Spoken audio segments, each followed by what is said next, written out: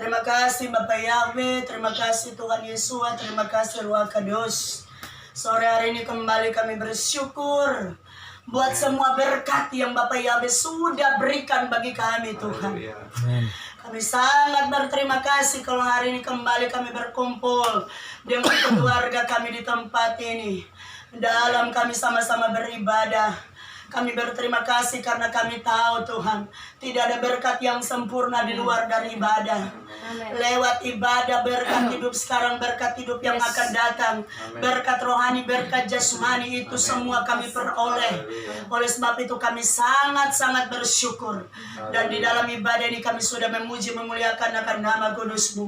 Saatnya kami rindu diberkati, dibekali, dinasihati, diajar, diarahkan, dipimpin lewat pengajaran-Mu. Berbicara bagi kami, sampaikan mau-Mu bagi kami, nyatakan isi hati-Mu apa yang harus kami lakukan di hari-hari ini. Oleh sebab itu Roh Kudus urapi kami semua, urapi kekasih-Mu ini Tuhan. Biar Roh Kudus saja yang berdaulat, Roh Kudus saja yang berbicara. Apapun penghalang perintah, pekerjaan setan yang coba-coba menghalangi kami untuk diberkati lewat pengajaran daftar firman, kami tolak, katakan, hancurkan darah Yesus berkuasa.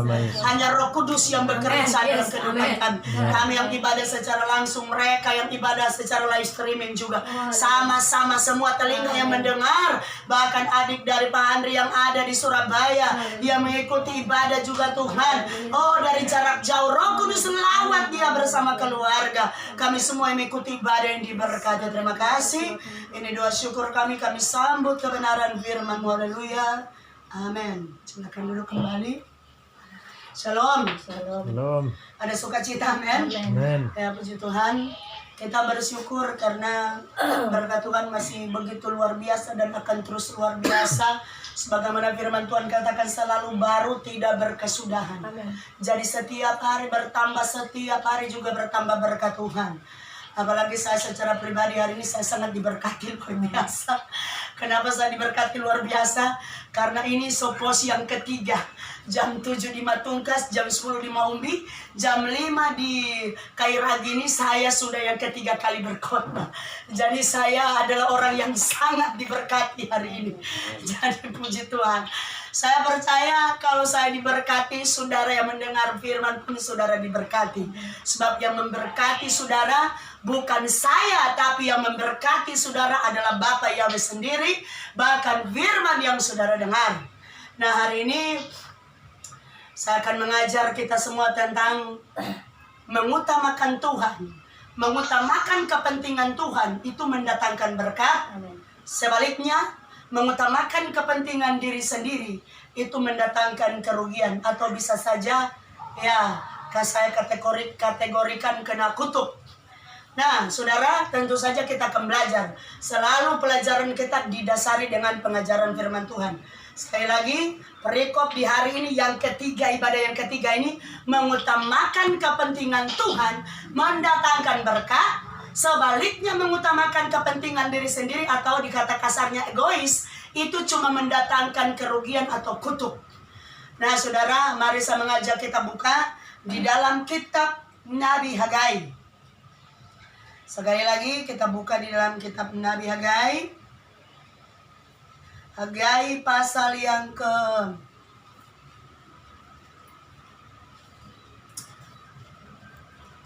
pertama.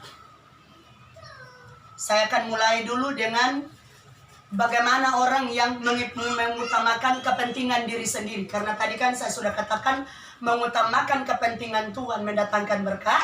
Mengutamakan kepentingan diri sendiri itu mengalami kerugian. Tapi di sini saya mau dahului dulu dengan pelajaran bagaimana orang yang mengutamakan kepentingan diri sendiri. Karena ada contoh, ada kaitan-kaitan, sebentar juga ada kaitan-kaitan. Jadi saudara, saya mengajak kita semua buka dalam kitab Hagai. Pembacaan ini cukup panjang tetapi tidak juga terlalu panjang. Hagai pasal yang pertama, supaya kita mengerti jelas pembacaan ini, kita baca ayat yang pertama, kemudian sampai pada ayat yang ke-11. Sekali lagi, Hagai pasal yang pertama, ayat pertama sampai ayat 11. Saya undang kita semua berdiri. Saya pertama, saudara, yang kedua kita ketemu di ayat yang ke-11. Perikop di sini ajakan untuk membangun kembali bait suci. Saya mulai ayat yang pertama. Pada tahun yang kedua zaman Raja Darius, dalam bulan yang ke-6, pada hari pertama bulan itu datanglah firman Yahweh dengan perantaraan Nabi Hagai kepada Serubabel bin Seltil Bupati Yehuda dan kepada Yosua bin Yosadak imam besar, bunyinya. Beginilah firman Yahweh semesta alam. Bangsa ini berkata, sekarang belum tiba waktunya untuk membangun kembali rumah Yahweh. Maka datanglah firman Yahweh dengan perantaraan Nabi Hagai, bunyinya.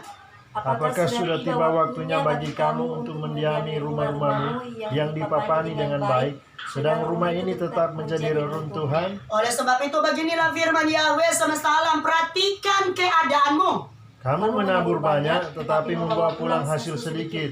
Kamu makan tetapi tidak sampai kenyang. Kamu minum tetapi tidak sampai puas. Kamu berpakaian tetapi badanmu tidak sampai panas. Dan orang yang bekerja untuk upah, ia bekerja untuk upah yang ditaruh dalam pundi-pundi yang berlobang. Beginilah firman Yahweh semesta alam, perhatikanlah keadaanmu. Jadi naiklah ke gunung, bawalah kayu dan bangunlah rumah itu. Maka aku akan berkenan kepadanya dan akan menyatakan kemuliaanku di situ, firman Yahweh. Kamu mengharapkan banyak tetapi hasilnya sedikit. Dan ketika kamu membawanya ke rumah, aku menghembuskannya oleh karena apa? Demikianlah firman Yahweh semesta alam. Oleh karena rumahku yang tetap menjadi reruntuhan, sedang kamu masing-masing sibuk dengan urusan rumahnya sendiri. Itulah sebabnya langit menahan embunnya dan bumi menahan hasilnya. Sama-sama. Dan aku memanggil kekeringan datang ke atas negeri, ke atas gunung-gunung, ke atas gandum, ke atas anggur, ke atas minyak, ke atas segala yang dihasilkan tanah, ke atas manusia dan hewan, dan ke atas segala hasil usaha. Katakan amin. Amin. Saudara, kalau saudara simak baik-baik, saudara, saya bisa simpulkan inilah akibat daripada orang yang hanya mementingkan diri sendiri. Jadi ternyata saudara, secara sekuler saja kita ini dikatakan manusia sosial, iya toh? Berarti peduli dengan orang lain, apalagi peduli dengan kepentingan Tuhan. Tapi kalau orang yang tidak peduli dengan kepentingan Tuhan, orang yang egois, cuma urusannya sendiri, dia dan terus dia, segala sesuatu cuma berpatokan pada diri sendiri. Pokoknya cuma untuk keuntungan diri sendiri, kesenangan diri sendiri, saudara. Tanpa memusingkan dengan yang namanya kepentingan Tuhan. Ternyata saudara, tidak perlu saya jelaskan banyak-banyak. Ayat per ayat tadi sudah sangat cukup membuat kita mengerti. Amin. Sebab ini bukan perumpamaan. Ini perkataan yang sangat jelas, saudara. Boleh bayangkan, saudara, firman Tuhan katakan, semua yang dihasilkan, semua yang diusahakan, semua yang dikerjakan, firman Tuhan katakan tidak ada hasil yang terbaik.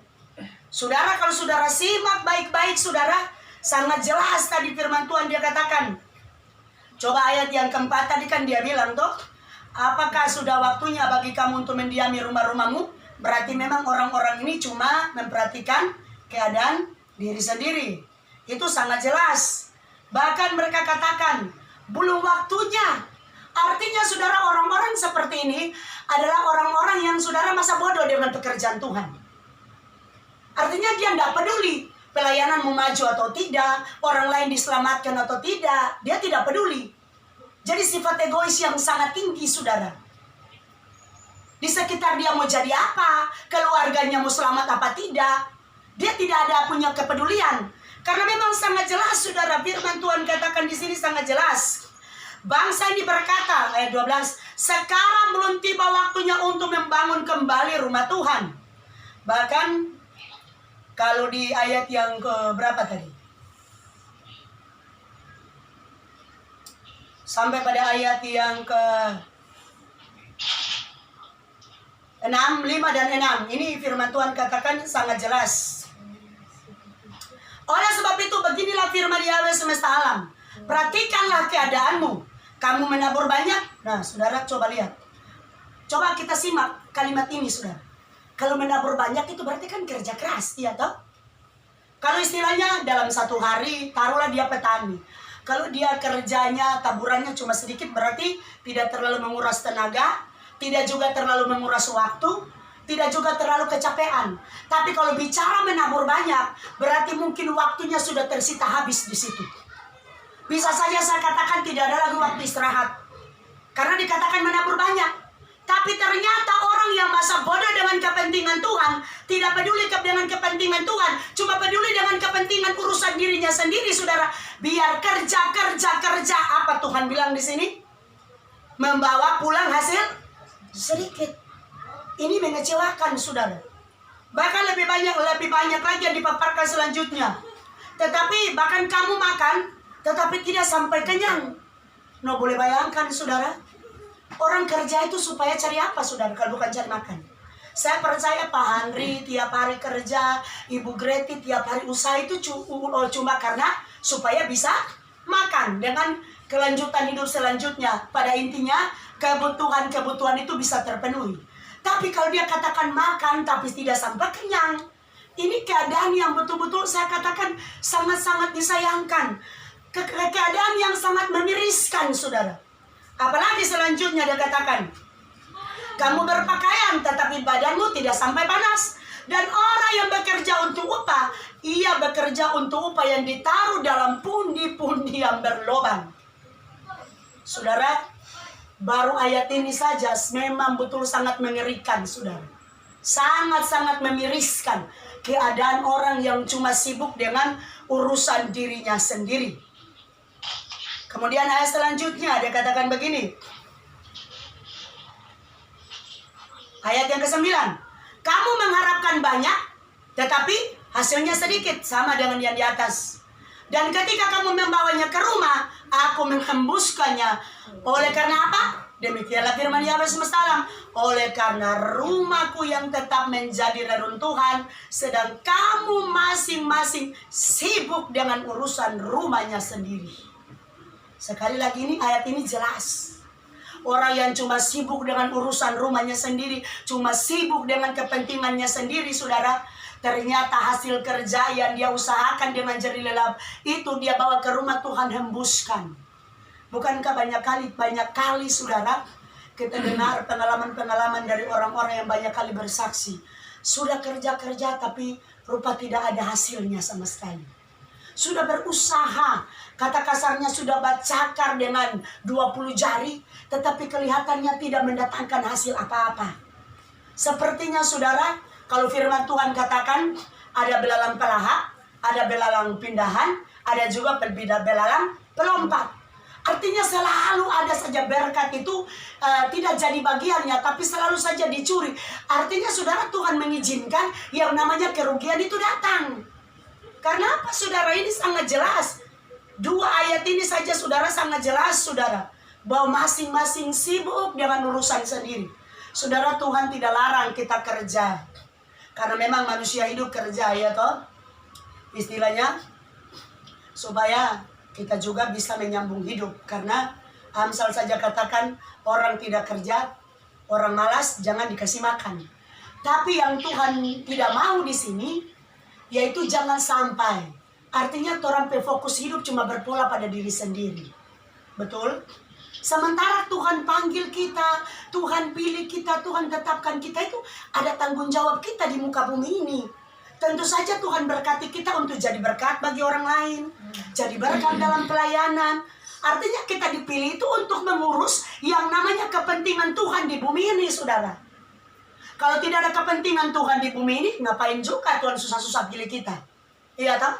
Tapi karena ada kepentingan Bapa Yahweh di muka bumi ini, tentunya kepentingan Bapa Yahweh yang paling pertama itu keselamatan jiwa. Itu yang paling pertama. Soal pelayanan organisasi itu nomor yang kesekian.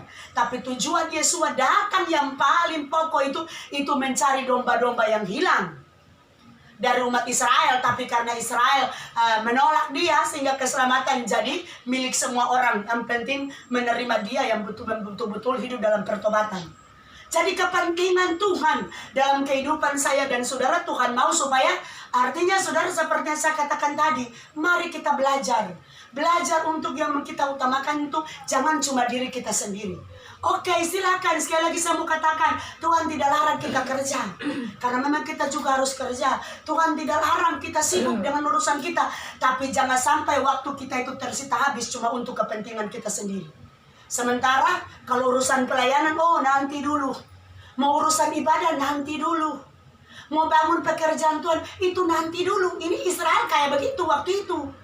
Sehingga apa nasib mereka? Kita baca tadi sudah jelas. Sementara kalau kita lihat contoh-contoh dalam kitab suci itu nanti sebentar bagian kedua. Orang mementingkan kepentingan Tuhan itu seperti apa.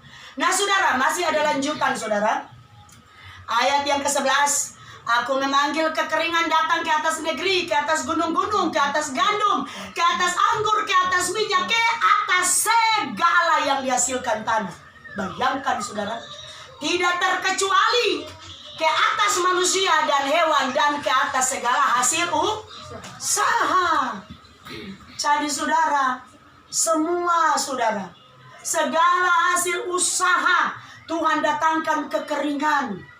Saudara, firman Tuhan berkata bahwa ketika Tuhan yang menutup, tidak ada yang bisa membuka. Sebaliknya Bapak Yahweh buka, tidak ada yang bisa menutup. Nah kalau Bapak Yahweh sudah kunci berkat, apalagi di sini dia katakan, aku memanggil kekeringan datang dalam semua usaha. Apa yang terjadi saudara? Saya bisa katakan suasana itu seperti ada di padang gurun, betul? Kalau di padang gurun itu kan, aduh sangat memiriskan saudara. Tidak ada tanda-tanda kehidupan di sana. Kalaupun ada ya, saudara, tidak seperti di tanda-tanda yang subur. Jadi saudara, mari kita belajar. Contoh orang yang saudara cuma hanya mementingkan kepentingan diri sendiri. Selain dari ini, tapi sebelum saya masuk ke contoh itu, mari juga masih ada di ayat yang kedua. Pasal yang kedua, Hagai 2. Pasal yang kedua, ayat yang ke-15. Ayat 16. Saya baca firman Tuhan katakan begini. Maka sekarang perhatikanlah, mulai dari hari ini dan selanjutnya, sebelum ditaruh orang batu demi batu untuk membangun bait Yahweh, bagaimana keadaanmu? Ini kalimat pertanyaan. Ketika orang pergi melihat suatu timbunan gandum yang seharusnya sebanyak 20 gantang, hanya ada 10. Dan ketika orang pergi ke tempat pemerasan anggur untuk mencedok 50 takar, hanya ada 20. Aku telah memukul kamu dengan hama dan penyakit gandum dan segala yang dibuat tanganmu dengan hujan batu. Namun kamu tidak berbalik kepadaku, demikianlah firman Yahweh. Saudara, cuma 2 pasal Hagai ini, tapi penghukuman bagi orang yang egois itu luar biasa. Penghukuman bagi orang yang tidak peduli dengan kepentingan Tuhan itu luar biasa.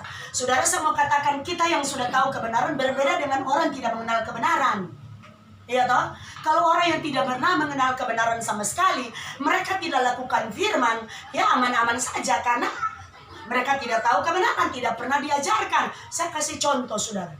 Orang-orang yang hidup di luar Tuhan, tanpa mereka andalkan Tuhan, mereka berusaha tetap diberkati. Betul? Karena mereka tidak pernah diajarkan kebenaran. Firman Tuhan saja katakan masa kebodohan itu dialpakan. Dalam arti saudara, Tuhan mengukur orang itu sejauh mana tingkat pemahamannya terhadap kebenaran firman. Tapi kalau kita yang sudah tahu kemudian kita masa bodoh, kita tidak peduli saudara, biar kita berusaha saudara. Kalau Tuhan kunci, kita tidak bisa buat apa-apa. Amin.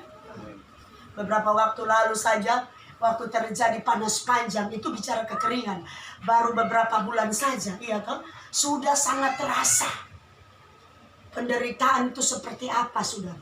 Memang betul-betul bumi kering, orang-orang pun mengalami kekeringan, saudara. Tapi, saudara, Tuhan ajar. Nah, contoh satu pribadi yang seperti yang saya katakan tadi, saudara. Kita lihat tentang pribadi Yunus. Saya tidak perlu baca di sana, tapi saya percaya kalau cerita tentang Yunus itu semua orang sudah tahu. Yunus ini tipe orang yang egois, saudara. Cuma mementingkan kepentingan diri sendiri. Sementara yang awalnya tadi saya katakan kepentingan Bapak Yahweh itu keselamatan jiwa. Itu yang paling pertama. Kalau soal pelayanan, pembangunan bait Tuhan, rumah ibadah secara fisik, saudara, itu urusan selanjutnya, karena itu sebentar akan dihancurkan. Tapi bicara tentang keselamatan jiwa itu bicara tentang kekekalan, saudara. Dan itu tujuan pertama Yesua datang ke muka bumi. Sementara Yunus apa, saudara? Kepentingan Bapak Yahweh supaya Niniwe itu diselamatkan. Tapi dasar egois, tidak mau mengutamakan kepentingan Tuhan. Cuma suka cari senang sendiri. Apa dia akibat, saudara? Untung kasih karunia Bapak Yahweh masih berlaku. Begini Yunus habis ditelan ikan. Dan saudara, puji Tuhan masih ada kesadaran. Ini akibat, saudara. Kalau tadi di dalam kitab Hagai, semua pekerjaan tidak ada yang diberkati. Semua usaha-usaha tidak ada yang diberkati. Iya toh? Semua mengalami kekeringan. Usaha ini, usaha itu, usaha segala macam tidak ada yang berhasil. Kalau Yunus, saudara, bukan cuma soal berkat finansial, diri sendiri yang mengalami kerugian.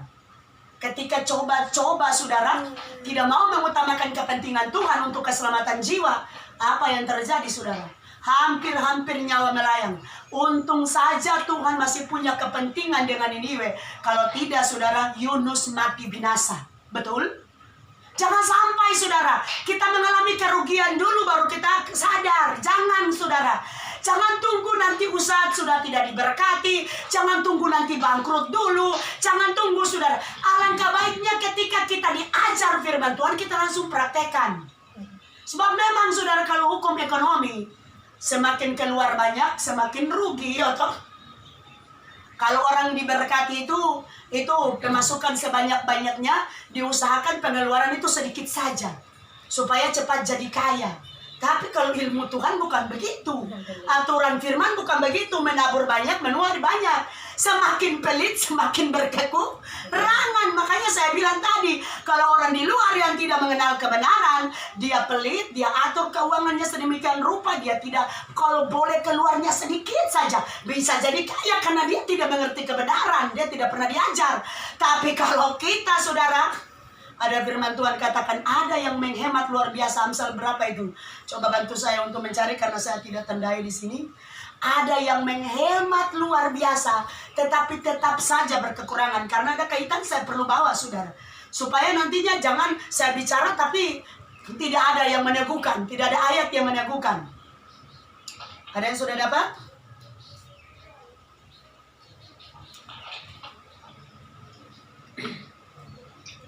Amsal 11 ayat 24. Coba silakan baca. Ada yang menyebar harta tetapi bertambah kaya. Iya. Ada yang menghemat secara luar biasa namun selalu berkekurangan. Ini firman yang bilang, bukan saya, saudara. Amin, saudara. Dan saya sudah lihat bukti banyak dalam pelayanan, saudara. Dan sebentar ada contoh-contohnya. Dan cenderung orang yang cuma urus kepentingan diri sendiri, egois, itu adalah orang yang paling gampang bersungut. Kenapa, saudara? Ketika sesuatu yang dia inginkan itu harus ada dalam dirinya, dia tidak dapat, pada akhirnya bersungut. Karena selalu cuma berfokus, berpola pada diri sendiri.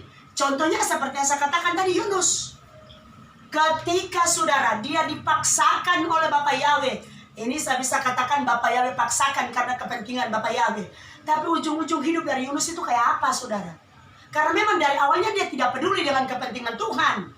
Dia tidak tahu bahwa Tuhan punya tujuan itu. Niniwe itu, jiwa-jiwa itu sangat berharga, harus diselamatkan. Tapi karena dia tidak peduli, orang yang tidak peduli dengan kepentingan Tuhan, egois, cuma berpola, berfokus pada diri sendiri, itu orang gampang bersungut. Dan memang, saudara, kalau baca cerita dari Yunus, sampai hari matinya, saudara, saya bisa katakan bersungut terus. Ketika, saudara, dia bernubuat 40 hari lagi Niniwe akan ditunggang balikan. Ketika nubuatan itu tidak jadi bukan karena Tuhan berdusta, tapi karena ada pertobatan dari kota Niniwe. Bagaimana Bapak Yahweh tidak berbelas kasihan? Dari raja sampai binatang puasa 3 hari. Ini kan ketika dengar ancaman kan mereka ada pertobatan. Jadi ketika apa yang dia nubuatkan tidak jadi, dia marah ke Tuhan. Bukan main, saudara. Ternyata orang yang cuma fokus pada diri sendiri, orang yang egois, pertama cenderungnya itu bersungut. Kedua, saudara, enter Tuhan sampai Tuhan pun dia marah. Ada kan, saudara, kalau saudara selidiki di kitab Yunus, saudara akan temukan di sana. Ketika juga Tuhan tumbuhkan pohon jarak yang menutupi tubuhnya sehingga dia rasa segar. Begitu besok pohon jarak itu mati, saudara. Dia marah lagi ke Tuhan. Haleluya, saudara. Boleh bayangkan, saudara. Bukan manusia yang dia marah, Tuhan yang dia marah. Sampai Tuhan bertanya, selayaknya engkau marah? Apa dia saut ke Tuhan? Memang selayaknya aku marah sampai mati. Makanya saya bilang tadi, sampai hari mati dia marah. Orang yang egois itu cenderung orang itu pemarah. Betul, saudara. Karena berani orang tak salah dan dia pasti dia marah. Egois, toh? Orang buat sesuatu yang tidak sesuai dengan kepentingannya, keinginannya, pasti dia marah, saudara.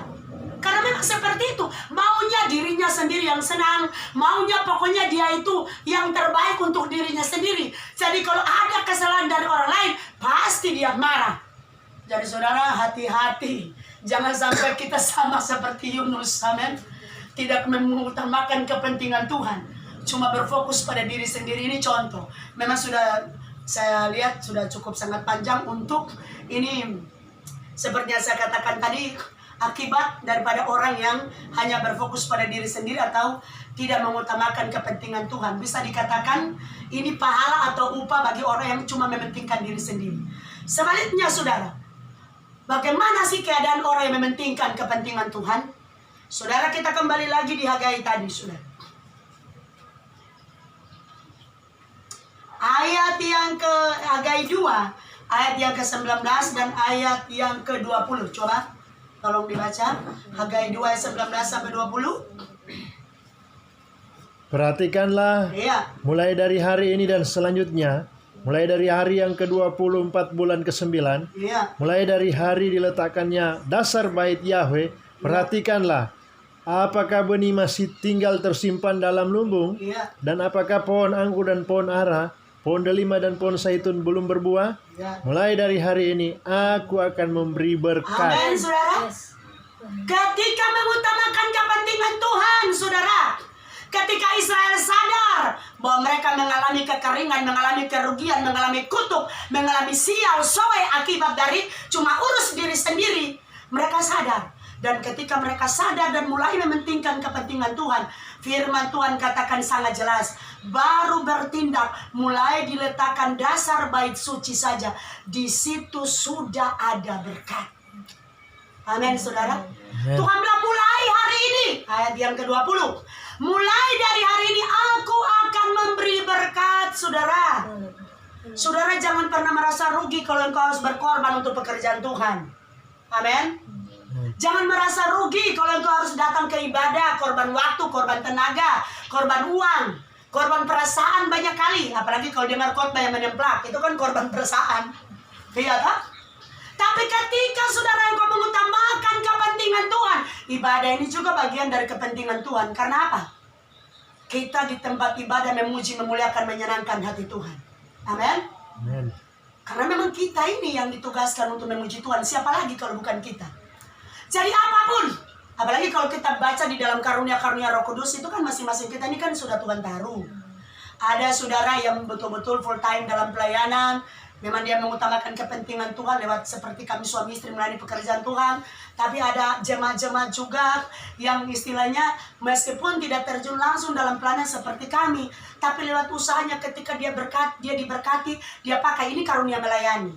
Iya tak? Dia melayani lewat apa saja yang ada. Artinya karunia berkorban itu ada pada dia. Hidupnya itu dia tidak berpikir kalau kita berkati pekerjaan Tuhan pasti rugi. Kalau kita mau biayai lagi, kalau kita berkorban untuk pelayanan, nantinya kita rugi. Padahal saudara ingat, ketika Obed-Edom menyambut tabut Tuhan, firman Tuhan katakan 3 bulan rumah Obed-Edom diberkati luar biasa. Tabut Tuhan itu kepentingan Tuhan. Amin. Tabut Tuhan itu sering diartikan sekarang tentang pelayanan. Sama pembangunan bait suci. Pembangunan bait suci secara fisik itu memang merupakan kunci berkat. Karena saudara ingat waktu peristiwa Salomo waktu membangun bait suci, memang betul-betul Israel diberkati luar biasa. Bakal lewat bait suci semua doa-doa itu dijawab. Tapi saudara, kita harus ingat, pembangunan bait suci lebih ke dalam lagi yaitu kehidupan saya dan saudara. Amin. Kita perlu bangun, saudara. Bangun ini diri supaya jadi yang terbaik. bawa ini diri, bangun kehidupan rohani kita supaya jadi yang terbaik.